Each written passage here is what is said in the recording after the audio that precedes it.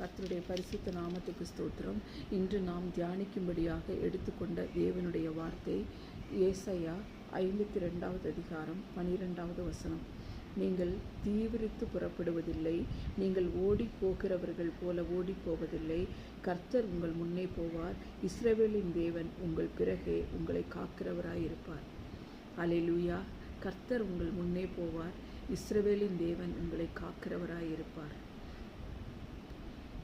இஸ்ரவேல் ஜனங்கள் எகிப்திலிருந்து அவர்கள் கானானுக்கு வழிநடத்த மோசேயின் மூலமாய் தேவன் வழிநடத்தப்பட்ட பொழுது அவர்கள் நடந்து வருகிற பாதையிலே செங்கடல் அவர்களை அடைத்தது.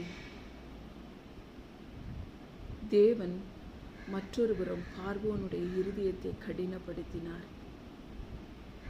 செங்கடல் அடைத்த பொழுது இஸ்ரவேல் ஜனங்கள், நாங்கள் எகிப்திலே இருந்திருந்தால் பரவாயில்லை, நாங்கள் இப்படி வந்து செங்கடல் அடைக்கப்பட்டிருக்கிறதே என்று வேதனைப்பட்டு நின்று கொண்டிருந்த வேளையிலே மோசே சொன்னார், கர்த்தர் உங்களுக்காய் யுத்தம் பண்ணுவார், நீங்கள் சும்மா இருப்பீர்கள், நீங்கள் இன்று காண்கிற எகிப்தியரை ஒருபோதும் காண்பதில்லை, கர்த்தர் உங்கள் முன்னே போவார் என்று சொன்னார். அதன்படி இஸ்ரவேல் ஜனங்களுக்கு முன்பாக இருந்த செங்கடல் பிரிந்து இரண்டாய் வழிவிட்டது. முன்னே இருந்த தூதன் பிறகாய் வந்து இஸ்ரவேல் ஜனங்களை பின்னாக வழி நடத்தினார். முழுவதும் இஸ்ரவேல் ஜனங்களும் எகிப்தின் இராணுவமும் ஒன்றோடொன்று கலந்து விடாதபடி மோதிக்கொள்ளாதபடி தேவன் அவர்களுக்கு வெளிச்சமாயிருந்தார். அவர்களுக்கோ எகிப்தியருக்கோ காரிருளாய் இருந்தது. நம்முடைய வாழ்க்கையில் கூட காரிருளை போல செங்கடல் அடைக்கப்பட்ட போல சூழ்நிலை நம்முடைய வாழ்க்கையில் காணப்படலாம். கலங்காதீர்கள், கலங்காதீர்கள். தேவனுடைய வார்த்தை இப்படியாய் சொல்லுகிறது, கர்த்தர் உங்கள் முன்னே போவார், அவர் உங்கள் பிறகே உங்களை காக்கிறவராய் இருக்கிறார். எப்படிப்பட்ட சூழ்நிலை வேணா நமக்கு வரலாம், எப்படிப்பட்ட விரோதிகள் வேணால் நமக்கு எதிராக எழுந்திருக்கலாம். நம்மளை இராணுவம் நமக்கு மிஞ்சிய பல நம்மை வந்து மோதி அடிக்க நமக்கு பின்னால் ஓடி வரலாம். ஆனால் பயப்படாதீங்கள், கர்த்தர் நம்மோடு கூட இருக்கிறார். இஸ்ரவேலின் தேவன் நம்மோடு கூட இருக்கிறார். இஸ்ரவேல் ஜனங்களை வழிநடத்தி கானானுக்குள் வழிநடத்தி கொண்டு போன தேவன் இந்த உலகத்தில் நம்மை வழிநடத்த வல்லவராய் இருக்கிறார். அவரை விசுவாசித்து அவர் கொடுத்த வார்த்தையின்படி நீங்கள் நடந்தால் நிச்சயமாகவே இந்த உலகத்தில் தேவனோடு கூட இருந்து ஜெயமெடுப்பீர்கள்.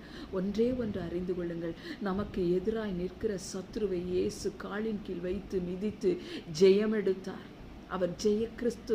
அந்த ஜெய கிறிஸ்து நம்மோடு கூட இருக்கும் பொழுது நமக்கு தோல்வி இல்லை, பயம் இல்லை, கவலை இல்லை, கலக்கம் இல்லை. கலங்கிறாதீங்க. சூழ்நிலை பார்த்து இது என்ன இந்த சூழ்நிலை இப்படி நம்மை கலக்குதே என்று கலங்கிறாதீங்க, வேதனைப்பட்டுறாதீங்க.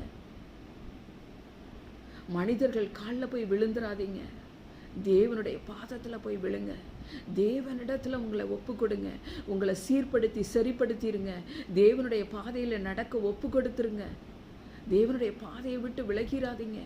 இந்த உலகத்திற்குள் ஓடிராதீங்க. இந்த உலகத்தில் நியாயம் கிடைக்கும் என்று இந்த உலகத்துக்குள் ஓடிராதீங்க, மனுஷருக்குள் ஓடிராதீங்க.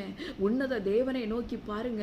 செங்கல் இரண்டாய் பிளந்து அவர்களுக்கு எதிராய் வழிவிட்டது.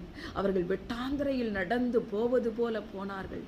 ஆனால் எகிப்தின் இராணுவமோ அவர்கள் பின்னே வந்தார்கள். அவர்கள் செங்கடல் மூழ்கி போட்டது. அவர்களில் ஒருவரும் தப்பவில்லை.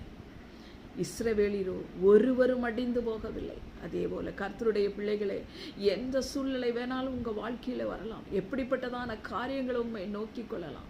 ஆனால் கர்த்தர் உங்கள் முன்னே போவாரானால் நிச்சயமாகவே உங்களுக்கு ஜெயம் உண்டு.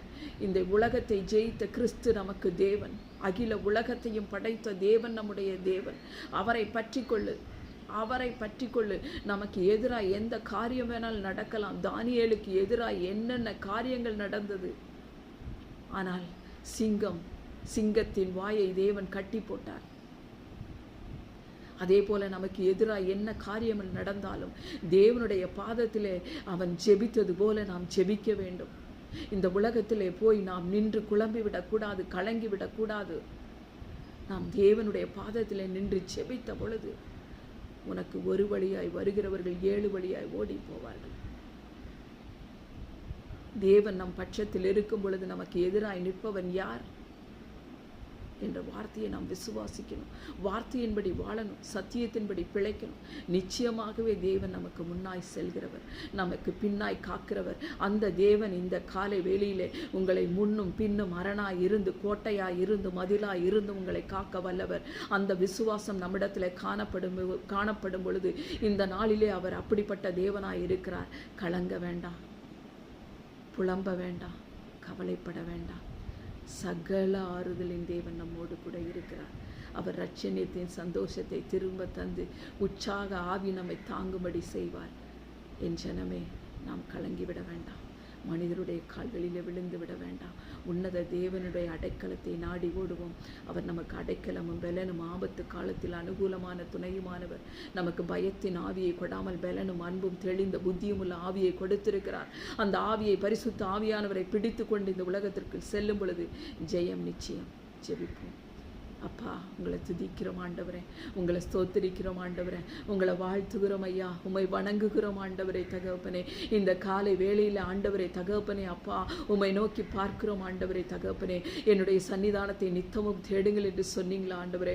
உம்மை நாங்கள் தேடுகிற ஒரு சந்ததியாய் வந்து நிற்கிறோம் ஆண்டவரே தகப்பனே. எங்களை பலப்படுத்தும் ஐயா, எங்களை திடப்படுத்தும் ஆண்டவரே.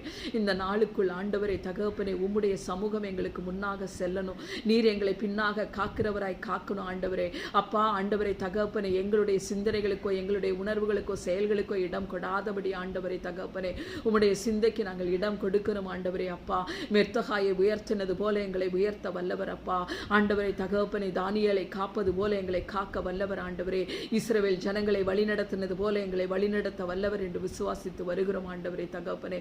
அதன்படி எங்களை வழிநடத்தும், பலப்படுத்தும். யார் யார் ஜெபித்து கொண்டிருக்கிறார்களோ தங்களுடைய தேவைகளுக்காக, அந்த தேவைகளை எல்லாம் சந்தியுங்க ஆண்டவரை தகப்பனே. யார் கலங்கி போய் இருக்கிறார்களோ அந்த கலக்கத்திலிருந்து விடுதலையை கொடுங்க ஆண்டவரே தகப்பனே. யார் பயப்பட்டு கொண்டிருக்கிறார்களோ பயத்தை எடுத்து போட்டு உங்க பலத்தை கொடுங்க ஆண்டவரே தகப்பனே. நீர் செய்கிற அதிசயத்தை அவர்கள் நின்று கொண்டு, நீர் செய்கிற அதிசயத்தை அவர்கள் கண்களால் காண வேண்டும் ஆண்டவரே. அதன்படி செய்யுங்க, கிருபை செய்யுங்க. நீங்க பொறுப்பெடுத்துக் கொள்ளுங்க, வழி நடத்துங்க. இயேசு என்ற நாமத்திலே ஜெபிக்கிறோம். நன்றியும் கிருபை நிறைந்த வல்ல தகப்பனே. ஆமென்.